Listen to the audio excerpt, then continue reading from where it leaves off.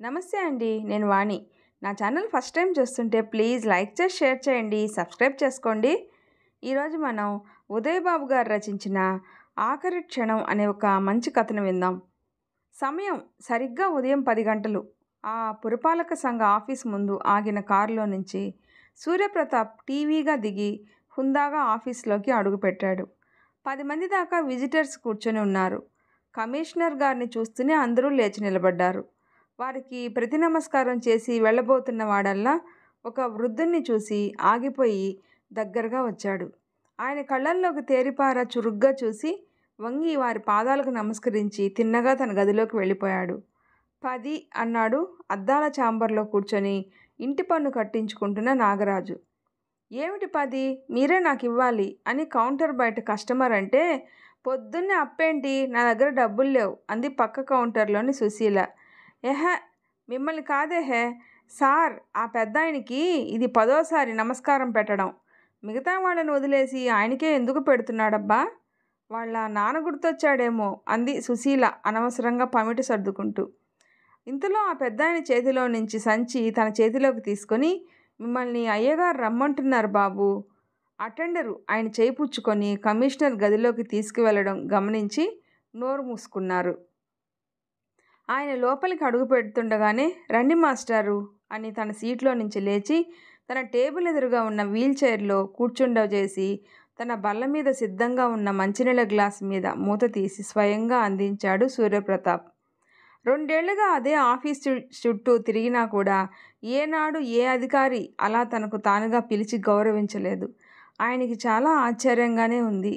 ప్రతాప్ అందించిన గ్లాస్ తీసుకొని గడగడా మంచినీళ్ళు తాగేశాడాయన. మీకు కృతజ్ఞతలు బాబు, నా పేరు అని చెప్పబోయాడాయన. మీ పేరు శశిధరం గారని నాకు తెలుసు మాస్టారు. నేను ఇక్కడ కమిషనర్గా ఛార్జ్ తీసుకొని సరిగ్గా 20 రోజులే అయింది. మిమ్మల్ని 10 రోజుల నుంచి చూస్తున్నాను. మీరు ఈ ఆఫీస్కి ఏం పని మీద వచ్చారు? ఎందుకు ఇన్ని రోజులుగా ఈ ఆఫీస్ చుట్టూ తిరుగుతూ ఉన్నారు? నిర్మోహమాటంగా చెప్పండి అడిగాడు అనునయంగా. ఆయన ముందు తటపటాయించాడు. అనంతరం తన చేతి సంచిలో నుంచి కొన్ని కాగితాలు తీసి ప్రతాప్కు అందించి తర్వాత విపులంగా చెప్పసాగాడు. అరగంట అనంతరం సూర్యప్రతాప్ ముఖం కోపంతో జేవురించింది. B3ని ఒకసారి రమ్మను, అర్జెంట్. అటెండర్కి ఆర్డర్ జారీ చేశాడు ప్రతాప్. 3 నిమిషాల్లో B3 ప్రతాప్ దగ్గరకు కంగారుగా వచ్చాడు. సార్, గుడ్ మార్నింగ్ సార్, పిలిచారట? అవును, పిలిచాను. వీరిని 10 రోజుల నుంచి పొద్దున అంటే సాయంత్రం, సాయంత్రం అంటే పొద్దున అని తిప్పుతున్నావట? సీరియస్గా అడిగాడు ప్రతాప్. ఈయన విషయానికి ఆ సార్ పిలిచారు, ఎప్పుడు ఉండే గోలేలేండి అన్నాడు తేలిగ్గా. సార్, ఇవాళ మంగళవారం, మీరు మళ్ళీ మంగళవారం రండి. మీ సమస్య పరిష్కారానికి అవసరమైన కాగితాలన్నీ నేను తీసుకున్నాను. మీ సెల్ ఫోన్ నెంబరు కాగితాలన్నింటి మీద వేశారుగా. మీ పని పూర్తి చేయించే బాధ్యత నాది. మీరు వెళ్ళిరండి అని ప్రతాప్ అటెండర్ వైపు తిరిగి, సార్ని దగ్గరుండి ఆటో ఎక్కించిరా, వెళ్ళు అని లేచి శశిధరం గారికి నమస్కరించాడు. ఆయన చేతులెత్తి నమస్కరించబోయినా చేతులు పట్టుకుంటూ, తప్పు మాస్టారు, మీరు పెద్దలు, ఇవి ఆశీర్వదించాలి కానీ మా ఆయుష్ను తగ్గించకూడదు అన్నాడు. మాస్టర్ ఏమనుకున్నారో ప్రతాప్ తల అప్రయత్నంగా నిమిరి మెల్లగా బయటికి వెళ్ళారు. ఇప్పుడు చెప్పు, ఆయనది ఎప్పుడు ఉండే గోల ఎందుకని నవ్వుతూ అడిగాడు. ఆయన దగ్గర నేను 10వ తరగతి చదువుకున్నాను సార్. చిన్న తప్పు చేసినా వీపు విమానం మోత మోగించేవాడు. చిన్నోళ్ళం, ఏదో కుర్ర వేషాలు వేస్తాం, అన్నీ ఈయనకే కావాలా? మా నాన్నకేమో ఈయనంటే నమ్మకం, చదివితే ఈయన కాడే చదవాలనేవాడు. ఈయన స్కూల్లో, మా నాన్న ఇంట్లో ఒకటే దంపుడు. ఎప్పుడు దొరుకుతాడా అనుకున్నాను, ఇప్పుడు దొరికాడు. ఆ రోజు ఆయనది, ఈరోజు నాది. పగ తీర్చుకోవాలి కదా సార్ అన్నాడు కసిగా. ఆ వయసులో కక్ష సాధింపు సినిమాలు ఎక్కువగా చూసేవాడివా? అవుననుకోండి. నేను 10వ తరగతి లెక్కల పరీక్షలో తప్పాను. మిగతా అన్ని సబ్జెక్టులు పాస్ అయ్యాను. ఆ రోజుల్లో మేము చదివిన స్కూల్లోనే మా 10వ తరగతి పరీక్షలు రాసేవాళ్ళం. ఆ తర్వాత జంబ్లింగ్ పద్ధతి వచ్చిందనుకోండి. మా నాన్న ఈయన దగ్గరికి వెళ్ళి, మా వాడిని ఎలాగైనా పరీక్ష పాస్ అయ్యేలా చేయండి స్వామి, లేకపోతే ఆడి తోటి వాళ్ళందరిలోనూ చులకనైపోతాడు, 1 సంవత్సరం వెనకబడిపోతాడు అని వెక్కి వెక్కి ఏడ్చి ఆయన కాళ్ళు పట్టుకున్నాడంట. ఇప్పుడు వినండి అసలు విషయం. ఏమైంది? ఉత్సాహంగా అడిగాడు ప్రతాప్. మేము మాస్టార్లం, నిజాయితీ గలవాళ్ళం, పిల్లల్ని భావి భారత పౌరుల్ని చేస్తాం అని ప్రసంగాలు చెప్పే ఈయన నేను పరీక్ష రాస్తుంటే 30 మార్కుల ప్రశ్నలు పెన్సిల్తో చేసి ఆ కాపీలు నా దగ్గరకు వచ్చి రహస్యంగా అందించి రాసేశాక రబ్బరెట్టి చెరిపేయమన్నాడు. అలాగే చేశాను. చివరి అరగంటలో బిట్ పేపర్ జవాబులన్నీ ఆయనే రూమ్కి వచ్చి ఇన్విజిలేటర్కి ఇచ్చి చెప్పమనేవాడు. ఇదే అదనగా ఆ ఇన్విజిలేటర్ మిగతా పిల్లలందరికీ చెప్పేసి వాళ్ళ దగ్గర డబ్బులు పుచ్చుకునేవాడు. లెక్కలు 2 పేపర్లకి అలాగే చేశాడు. నేను లెక్కలు 64 మార్కులు వచ్చి పాస్ అయ్యాను. మా నాన్న నువ్వు 10 పాస్ అయ్యావంటే అంతా సార్ గారి దయరా, ఆ మహానుభావుడి రుణం ఎన్ని జన్మలెత్తినా తీర్చుకోలేను అని తెగ ఫీల్ అయిపోయాడు. ఇంటర్, డిగ్రీ పూర్తయ్యాయి. ఉద్యోగం కోసం హైదరాబాద్ వెళ్ళాను. 3 రోజులకే మా నాన్నకి గుండెపోటుతో చచ్చిపోయాడు. మా నాన్న ఇక్కడే బిల్ కలెక్టర్గా చేసేవాడు. ఆయన పోయేటప్పటికి నేను డిగ్రీ పాస్ అయిపోవడం వల్ల నాకు 3 నెలల్లోనే ఉద్యోగం ఇచ్చేశారు సార్. నీతులు చెప్పే ఈ మాస్టర్లు ఇంత చేస్తారు సార్. ఆయన్ని చూస్తే నాకు గౌరవించాలని అనిపించదు సార్. అందుకే నాకు వచ్చిన అవకాశాన్ని ఉపయోగించుకుంటున్నాను అన్నాడు.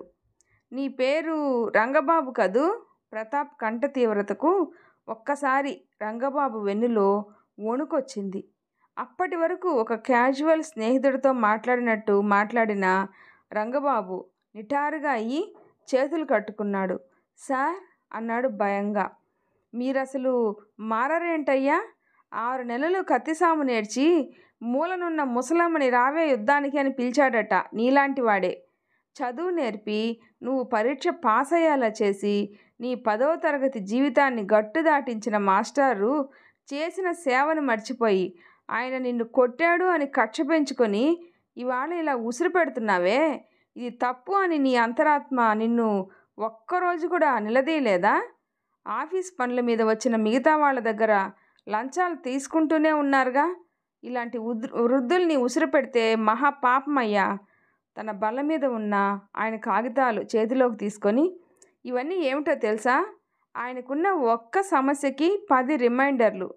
తన తదనంతరం విధవరాలైన తన కుమార్తెకు తన కుటుంబ పింఛను చెందేలా ఏర్పాటు చేయమని గత ఏడాది దరఖాస్తు చేశాడు ఆయన. దాన్ని గుర్తు చేస్తూ మళ్ళీ మళ్ళీ పెట్టుకున్న దరఖాస్తులివి. వచ్చిన కమిషనర్లు ఇనిషియల్ వేసి నీకు పంపుతూనే ఉన్నారు. కానీ నీలో చలనమే లేదు.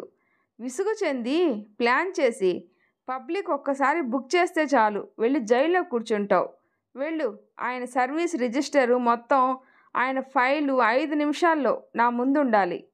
అతని మాటలు అమ్మవారికి బలివ్వబోతున్న మేక మెడ మీద పెట్టిన కత్తి అంచులా పదునుగా ఉన్నాయి. అయినా ఏదో చెప్పబోయాడు రంగబాబు. సార్ అది do it what I say. Pratap అరిచిన అరుపుకు ఆ గదే కాదు, ఆ కార్యాలయంలోని గదులన్నీ దద్దరిల్లిపోయాయి. ఏం జరిగిందా అని ఒక్క ఉదుటన లోపలికి వచ్చాడు అటెండర్. వాటర్ అని సైగ చేశాడు అతనికి ప్రతాప్. అతన్ని తప్పించుకొని కందగడ్డ మొహంతో తన సీటు వైపు పరిగెత్తాడు రంగబాబు. అరగంట వెతికాక బీరువాలో ఆఖరి అరలో అందరి ఎస్ఆర్ల కన్నా అడుగున మిగతా ఎస్ఆర్లకు పునాది రాయిలా కనిపించింది అది. అప్పటికే చెమటతో స్నానం చేసిన అతను మున్సిపాలిటీ బురదలో దొల్లిన దున్నపోతులా ఉన్నాడు.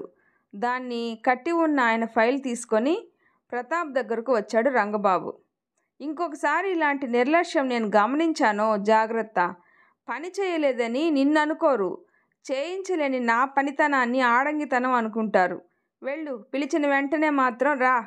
టీ కాఫీ అంటూ సీట్లో కనిపించలేదో అప్పుడు చెప్తాను నీ పని.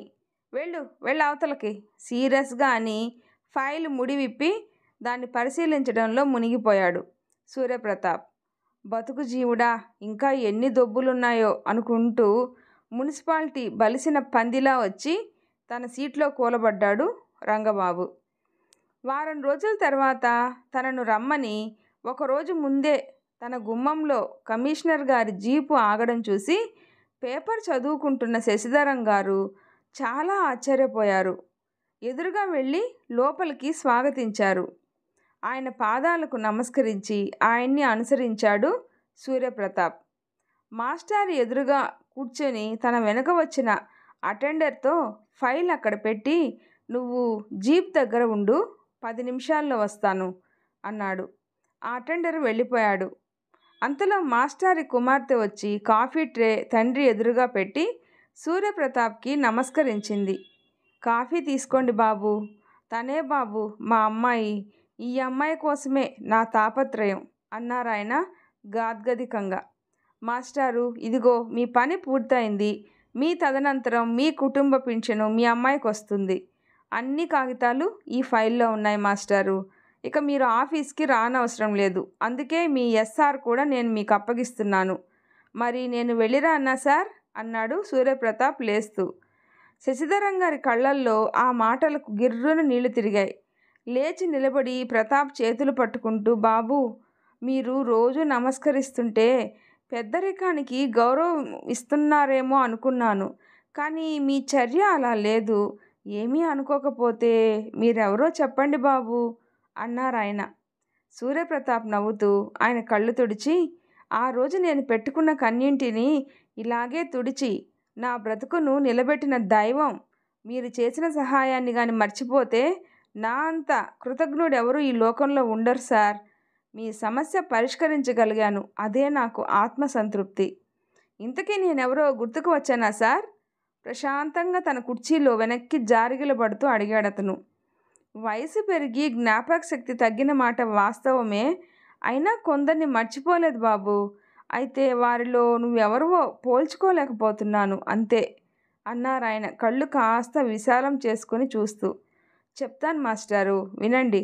మీరు ప్రధానోపాధ్యాయునిగా పలానా పాఠశాలలో పనిచేస్తున్నప్పుడు హౌసింగ్ బోర్డులోని ఒక ప్రైవేటు కాన్వెంట్ ద్వారా నన్ను 10వ తరగతి పరీక్షకు ఆఖరి నిమిషంలో కట్టించాడు అందులోని గుమస్తా.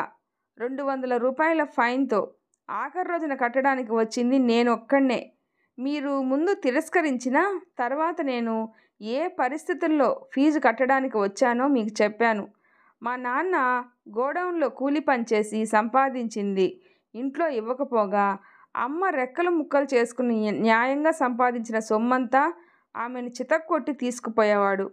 పైగా అతనికి ఒక ఉంపుడి గత్తె. తాగి ఎప్పుడూ అక్కడే పడి ఉండేవాడు. నాన్న, నువ్వైనా చదువుకొని బతకగలిగే ఒక ఉద్యోగం సంపాదించుకోనాన్న. మీ చెల్లికి నాకు ఈ బాధ తప్పదు అని అమ్మ నన్ను కాన్వెంటు ప్రిన్సిపాల్ గారి కాళ్ళు పట్టుకొని నన్ను చదివించింది. ఆయన సగం ఫీజు తీసుకొని నాకు చదువుకునే అవకాశం ఇచ్చారు. ఫీజు కట్టవలసిన సమయంలో ఆయన అమెరికాలో ఉన్నారు. గుమస్తా నాకు తెలియదు పొమ్మన్నాడు. నేను మీ వద్దకు వచ్చి ఫీజు ఎంతో అడిగాను. ఆ 125 రూపాయలు నాన్న కంటపడకుండా దాచడానికి అమ్మ ఎన్నో దెబ్బలు తింది. కానీ నేను టైంలో కట్టలేకపోయాను. 50 రూపాయల ఫైన్ కూడా దాటిపోయింది. లాభం లేదని నేను కాన్వెంట్ మానేసి కిరాణా కొట్లో పనిచేశాను. 10 రోజులకి 250 ఇచ్చాడు. దాన్ని పట్టుకొచ్చి మీకిచ్చాను. ఆ రోజు మీరు నన్ను తీసుకొని బ్యాంకుకు వెళ్ళి నా ఒక్కడికి అన్ని ఫారాలు పూర్తి చేసి, బాగా చదువుకో, ఒక్క దెబ్బతో పాస్ అయిపోవాలి, తెలిసిందా అని భుజం తట్టి పంపించారు. మార్చి నెలలో పరీక్ష ఎల్లుండి అనగా ఆ రోజు ఉదయం హాల్ టికెట్ కోసం వచ్చాను. మీరంతా వెతికారు. నాకు హాల్ టికెట్ రాలేదు. నా పేరు నామినల్ రోల్స్లో కూడా లేదు. మీరు కంగారు పడిపోయారు. నీకు హాల్ టికెట్ అప్పగించే పూచి నాది. అంతవరకు నువ్వు నాతోనే ఉండు అని మొత్తం ఫైల్స్ అన్నీ వెతికారు. మీ దగ్గరున్న ఆఫీస్ కాపీలన్నీ చూశారు. మీరు అన్నీ జిల్లా కేంద్రంలో అప్పగించి రసీదు కూడా తీసుకున్నారు. వెంటనే మీరు ప్రభుత్వ పరీక్షల జిల్లా అధికారి గుమస్తాకు ఫోన్ చేశారు. ఆయన తన దగ్గరున్న వివరాలు పరిశీలించి నా ఓఎంఆర్ ఫారం అసలు హైదరాబాద్ ప్రధాన కార్యాలయానికి జిల్లావారు అందజేయలేదని, తప్పు జరిగిందని చెప్పారు. మీరు దాదాపు ఫోన్లో ఏడుస్తూ మాట్లాడారు. బాబు, ఒక విద్యార్థి జీవితం నాన్న అది. ప్లీజ్ దయ చూపించండి. ఏం చేయమంటారో సలహా చెప్పండి అని మీరు ప్రాధేయపడిన విధానానికి అతను పరిష్కారం చెప్పాడు. అతను చెప్పిన ప్రకారం మీరు నా ఓఎంఆర్ షీటు మరియు ఐసీఆర్ ఫారాలు కొత్తది పూర్తి చేసి వాటికి మీ దగ్గరున్న ఆధారాలన్నీ గుచ్చి మా కాన్వెంట్ గుమస్తా చేత అక్కడి గుమస్తాను కలవమని చెప్పి ఫోన్ నెంబర్ ఇచ్చి ఆ రాత్రే హైదరాబాద్ పంపించారు. మా గుమస్తా మీ దగ్గర లంచం తీసుకొని మరునాడు కేంద్ర కార్యాలయానికి వెళ్ళి అన్ని ఫారాలు అక్కడి గుమస్తాకు అందించి నా ఒక్క పేరును చేతితో రాసిన నామినల్ రోల్తో ఆ రాత్రి అక్కడ బయలుదేరి మరునాడు ఉదయం 6ంటికి మీకు అందజేశాడు. ఆఖరి క్షణంలో మీరు నా పరీక్షా కేంద్రం చీఫ్ గారికి ఒక అఫీషియల్ ఉత్తరంతో పాటు నామినల్ రోల్ కాపీ ఇస్తూ నన్ను గాఢంగా కౌగిలించుకొని తమరు కళ్ళనీళ్లు పెట్టుకున్నారు. నా కోసం మీరు పడిన కష్టం చూసి నాకు ఏడుపు వచ్చేసింది. మీరు నా కళ్ళు తుడుస్తూ, ఇది నీ కష్టార్జితంతో ఫీజు కట్టి రాస్తున్న పరీక్ష, మొదటిసారే ఫస్ట్ క్లాసులో పాస్ అవ్వాలి సుమా అని దీవించి పంపారు. నాకు 523 మార్కులు వచ్చాయి. ఆ తర్వాత నేను వెనుదిరిగే చూసుకోలేదు. ఏ పరీక్ష హాల్ టికెట్ చూసినా మీరే నాకు స్ఫూర్తి.